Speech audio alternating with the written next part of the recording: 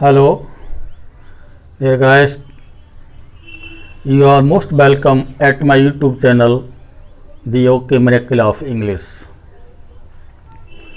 Friends, मेहनत करते रहिए, सफलता आपको अवश्य मिलेगी।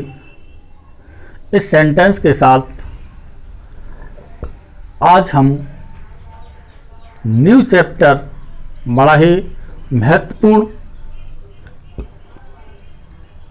कहना चाहिए क्लास 9 से लेकर के अपर क्लास तक, जहाँ तक ग्रामर सेक्शन आता है, पीजी लेवल तक या यूजी लेवल तक, या कहना चाहिए हाई लेवल तक, जहाँ भी ग्रामर का पोर्शन उस पेपर से संबंधित होता है, उसमें डायरेक्ट एंड इनडायरेक्ट नरेशन या डायरेक्ट एंड इनडायरेक्ट स्पीच से संबंधित अवश्य पूछा जाता है। तो आज हम बड़ा ही महत्वपूर्ण मोस्ट इम्पॉर्टेंट लेसन है आज का, जो हमारा डायरेक्ट एंड इनडायरेक्ट नरेशन या स्पीच कहना चाहिए। इसमें यह है how to know direct and indirect speech. तो सबसे पहले हमें यह जानना है कि डायरेक्ट और इनडायरेक्ट स्पीच क्या है। सेशन को शुरू करने से पहले आपसे विनम्र निवेदन है, कृपया चैनल को सब्सक्राइब करें अगर पहली बार चैनल पर विजिट कर रहे हैं तब। अगर आप पहले से सब्सक्राइब कर रखा है तो कोई आवश्यकता नहीं है। और वीडियो अच्छा लगे लाइक शेयर कमेंट करें, अपने मित्रों को अधिक से अधिक शेयर करें, खुद भी लाभान्वित हों, दूसरों को लाभान्वित करने का भी एक अच्छा कर्म और अच्छा वर्क करें। Thanks for doing this great work. Let's begin. How to know direct and indirect speech। बात आती है कि डायरेक्ट और इनडायरेक्ट स्पीच को कैसे पहचानें। तो डायरेक्ट और इनडायरेक्ट स्पीच को पहचानने का सहज तरीका हम बता रहे हैं। आज के बाद आप ये नहीं कहेंगे कि डायरेक्ट और इनडायरेक्ट स्पीच क्या होती है। तो डायरेक्ट स्पीच के बारे में अगर हम कहें, direct speech, direct speech when an audience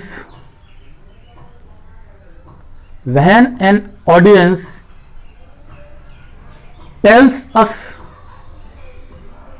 the statement as same as said by the speaker। Simple language में हमने डेफिनेशन बताया है, when an audience tells us the statement as same as said by the speaker is called direct speech. Hindi बताना चाहूँगा, जब किसी audience के द्वारा, किसी श्रोता के द्वारा स्पीकर अर्थात वक्ता के स्टेटमेंट को ज्यों का त्यों हमें बता देना या प्रस्तुत कर देना डायरेक्ट स्पीच कहलाता है। ऑडियंस द्वारा, श्रोता द्वारा, वक्ता द्वारा कहे हुए शब्द को ज्यों का त्यों बिना किसी फेर बदल के किसी के सामने प्रस्तुत कर देना या कह देना डायरेक्ट स्पीच कहलाता है।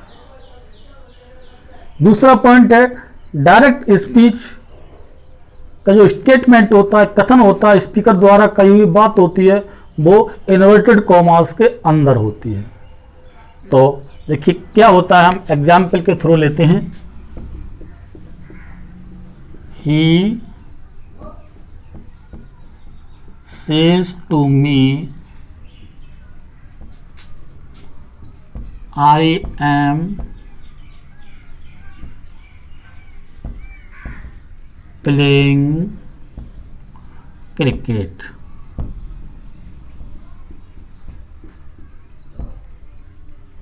अब ध्यान दीजिए, ही सेज टू मी, तो ही यहां पर क्या है, स्पीकर है। ही क्या है, यहां पर स्पीकर है अर्थात बोलने वाला। इसको दूसरी भाषा में रिपोर्टर भी कह देते हैं। क्या कहते हैं, रिपोर्टर। ओके, अब देखिए ये क्या है, यहां पर ऑडियंस।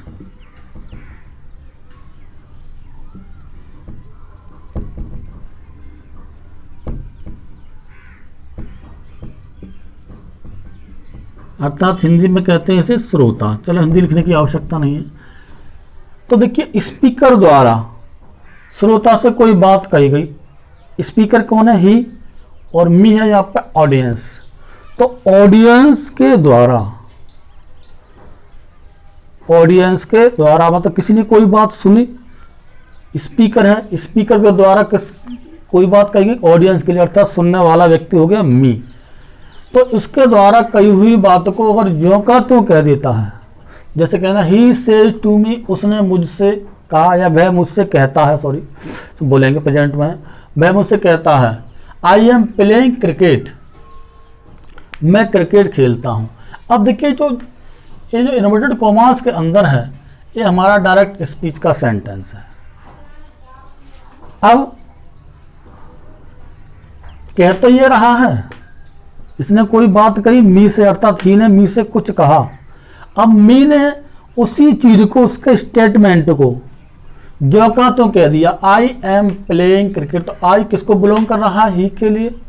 कहा गया मी के द्वारा इस लाइन को, मतलब कहा गया स्पीकर के द्वारा और बताया गया है किसी के लिए, थर्ड पर्सन के लिए, अन्य के लिए, ऑडियंस के द्वारा। तो हम समझ गए कि जब स्पीकर द्वारा कही हुई बात को ऑडियंस के द्वारा जो का त्यों प्रस्तुत कर दिया जाता है तो वह स्पीच डायरेक्ट स्पीच कहलाती है। तो उम्मीद है आप डायरेक्ट स्पीच समझ गए होंगे। अब देखिए इनडायरेक्ट स्पीच किसे कहते हैं? इनडायरेक्ट स्पीच को समझ लेते हैं। इनडायरेक्ट स्पीच की अगर डेफिनेशन की बात करें, यहीं पर हम इनडायरेक्ट स्पीच बना देते हैं इसे।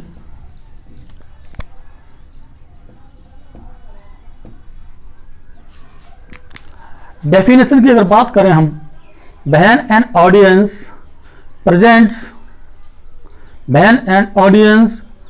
presents the statement in his own words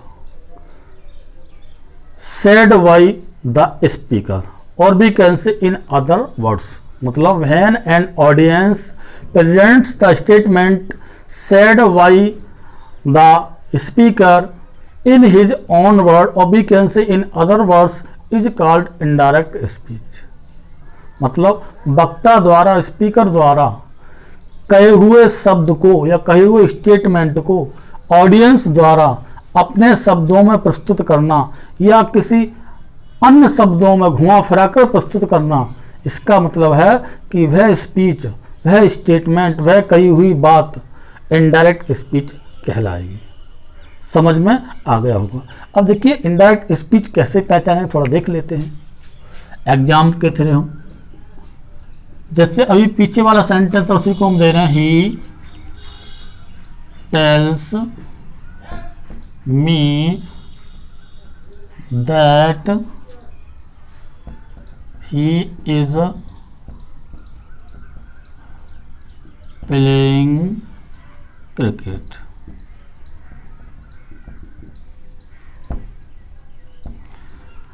ध्यान दीजिए, he tells me that he is playing cricket.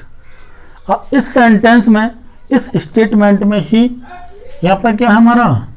Speaker. क्या है गाइस? स्पीकर। और बी क्या है? ऑडियंस। अब देखिए ही ने कोई बात कही, किससे? मी से। तो यहां तक देखिए ये ऑडियंस है, ये स्पीकर है, इसके द्वारा कुछ बात कही गई तो उसने अपने शब्दों में घुमा फिराकर उसने कहा, पीछे वाले सेंटेंस में था he says to me I am playing cricket, वह मुझसे कहता है कि मैं क्रिकेट खेलता हूं। अब इसी का ठीक हमने चेंज करके उसी स्टेटमेंट को कहना चाहा तो ही टेल्स मी, वह मुझे बताता है, दैट कि ही इज प्लेइंग क्रिकेट, वह क्रिकेट खेल रहा है। तो ऑडियंस ने उसकी बात को कहा, प्रस्तुत किया, लेकिन सेम एज नहीं, अर्थात उसके शब्दों को उसने तोड़ मरोड़ करके अपनी भाषा में उसने प्रस्तुत कर दिया। यही इनडायरेक्ट स्पीच कहलाती है। ओके, तो उम्मीद है कि डायरेक्ट और इनडायरेक्ट स्पीच आप समझ गए होंगे। देखिए इनडायरेक्ट स्पीच में इन्वर्टेड कॉमा को हटा दिया जाता है, जबकि डायरेक्ट स्पीच में इन्वर्टेड कॉमा पाया जाता है। तो उम्मीद है ये आप आसानी से पहचान लेंगे। अब देखिए डायरेक्ट स्पीच का हम विभेदीकरण करेंगे, उसको क्लासिफिकेशन उसका करेंगे, हम जो है एनालाइज करेंगे उसका, क्योंकि डायरेक्ट स्पीच को हमें समझना अधिक है, फिर उसके बाद ही हम बदलाव कर सकते हैं। अब डायरेक्ट स्पीच जो स्टेटमेंट होता है शुरू में भी आ सकता है, बीच में भी आ सकता है और एंड में भी आ सकता है। जैसे देखिए एग्जाम्पल के थ्रू हम लेते हैं, he said to me you do not go to your school.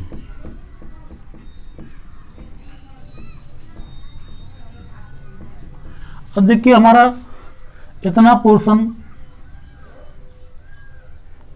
Reporting रहा और ये रिपोर्टेड। चलिए बाद में बताएंगे, पहले देखते हैं कि स्टेटमेंट की बात करें। स्टेटमेंट होता है इन्वर्टेड कॉमास के अंदर होने वाला स्टेटमेंट कहलाता है। तो you do not go to your school ये स्टेटमेंट है, कथन है। तो कथन यहाँ पर कहाँ दिया है? एंड में दिया है। पहले उसकी भाषा दी है, क्या वो बोल रहा है, रिपोर्टिंग एरिया दिया है। तो रिपोर्टेड स्पीच बाद में भी हो सकती है, पहले भी हो सकती है। अब देखिए दूसरा, ये तो बाद में है, दूसरा कर सकते हैं।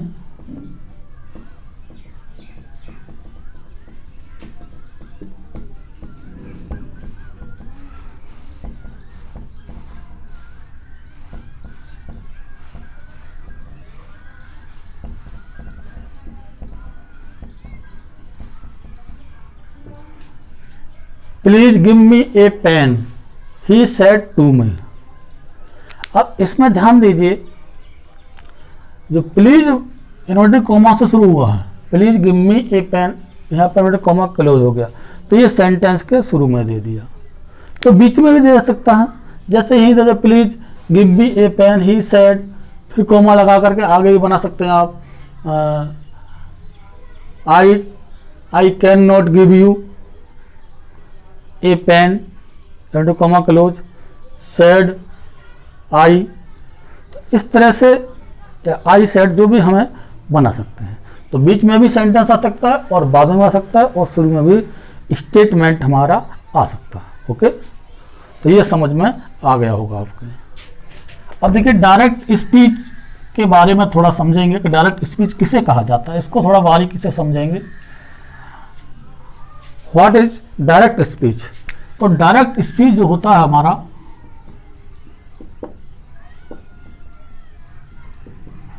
इसको थोड़ा ध्यान से समझना है। डायरेक्ट स्पीच को दो पार्ट में विभाजित कर दिया जाता है। एक तो हमारा होता है रिपोर्टिंग स्पीच और दूसरा होता है हमारा रिपोर्टेड स्पीच।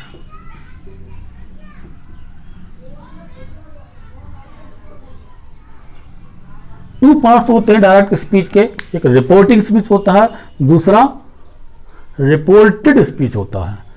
रिपोर्टिंग स्पीच को इंट्रोड्यूसिंग अतः इंट्रोड्यूस करने वाली, एक तरह का परिचय कराने वाली स्पीच भी कहा जाता है। और रिपोर्टेड स्पीच इसमें स्टेटमेंट दिया जाता है जिसके बारे में कुछ दिया होता है, जो कि इसमें कुछ कहा है, वो हमारा रिपोर्टेड स्पीच में होता है। अब देखिए स्टेटमेंट के आधार पर हम पहचानेंगे। एक एग्जांपल हम लेते हैं, को क्लैरिफाई करेंगे।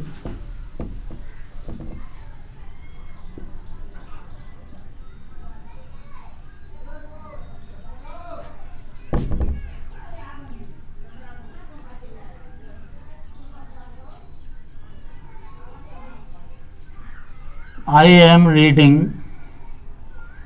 a book today.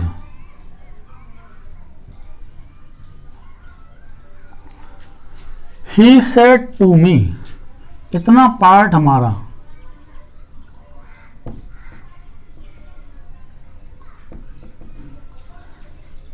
दो टुकड़ों में बांटा। ही सेड टू मी, तो ही सेड टू मी ये क्या होगा हमारा रिपोर्टिंग स्पीच। इतना पार्ट इन्वर्टेड कॉमा से पहले का या बाहर का पार्ट रिपोर्टिंग स्पीच कहलाता है। इन्वर्टेड कॉमा सहित पूरा भाग, अगले का आगे का भाग होता है पूरा पार्ट क्या कहलाता है? रिपोर्टेड स्पीच कहलाता है। तो ये हमारा क्या हो गया? Reported speech. तो दो पार्ट हो गए डायरेक्ट स्पीच के, रिपोर्टिंग स्पीच और reported speech. He said to me यहाँ पर रिपोर्टिंग स्पीच है और इन्वर्टेड कॉमा सहित पूरा भाग रिपोर्टेड स्पीच माना जाएगा। अब देखिए ही, यहाँ पर ही क्या है? ही को हम अलग एनालाइज करेंगे तो ये सब्जेक्ट का वर्क कर रहा है, दिख रहा होगा। इसे कहेंगे रिपोर्टिंग। ये कौन सा है? रिपोर्टिंग सब्जेक्ट है। क्या कहेंगे बेटा? इसे रिपोर्टिंग सब्जेक्ट बोला जाता है। अब देखिए ये कितना है? Said to. सेड टू क्या कहा जाएगा? ये हमारा रिपोर्टिंग वर्ब है। क्या है? ये रिपोर्टिंग वर्ब कहा जाएगा इसे। अब मी क्या है? यहाँ पर रिपोर्टिंग ऑब्जेक्ट है। क्या है डियर गाइस? Reporting object. पूरा लिख देते हैं। अब इन्वर्टेड कॉमा के अंदर वही प्रक्रिया यहां पर होती है। आई क्या है?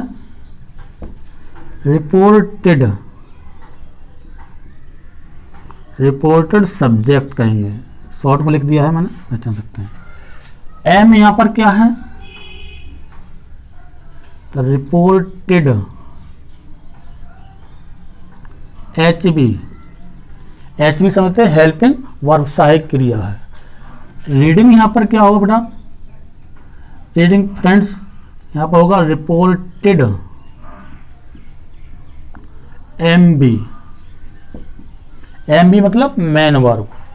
अब ए बुक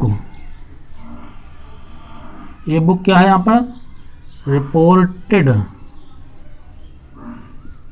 ऑब्जेक्ट कहेंगे इसे। और टुडे क्या रह गया? Reported other words, OW। तो समझेंगे रिपोर्टिंग स्पीच के जो पार्ट होते हैं, रिपोर्टिंग सब्जेक्ट होता है। सेड टू यहाँ पर रिपोर्टिंग वर्ब हो गया, मी रिपोर्टिंग ऑब्जेक्ट हो गया। तो मोस्टली यही चीज पाई जाती है। अब रिपोर्टेड स्पीच की बात करें, आई रिपोर्टेड सब्जेक्ट हो गया, एम रिपोर्टेड हेल्पिंग वर्ब हो गया, सहायक क्रिया। रीडिंग रिपोर्टेड मेन वर्ब हो गया। ए बुक रिपोर्टेड ऑब्जेक्ट हो गया। टुडे रिपोर्टेड अदर वर्ड्स हो गया। तो इस तरह से डायरेक्ट स्पीच के दो पार्ट होते हैं, रिपोर्टिंग और रिपोर्टेड। तो अब किस तरह से हम बदलेंगे? तो डायरेक्ट से इनडायरेक्ट बदलने के लिए हमें स्टेटमेंट का पता होता है कि स्टेटमेंट किस मूड में। स्टेट मतलब रिपोर्टेड स्पीच में जो कही हुई बात है उसको जरूर समझना है, और रिपोर्टिंग स्पीच में कही हुई बात अर्थात किस टेंस है, किस टेंस से संबंधित हमारी रिपोर्टिंग वर्ब है। तो इन चीज़ों का हमें ध्यान रखना है, तभी हम डायरेक्ट से इनडायरेक्ट में सेंटेंस को कन्वर्ट कर सकते हैं या चेंज कर सकते हैं। तो thanks for watching this video. क्योंकि वीडियो लंबा हो जाएगा तो नेक्स्ट के लिए हम अगली स्लाइड लेकर आएंगे। तब तक के लिए थैंक्स। जय हिंद, टेक केयर।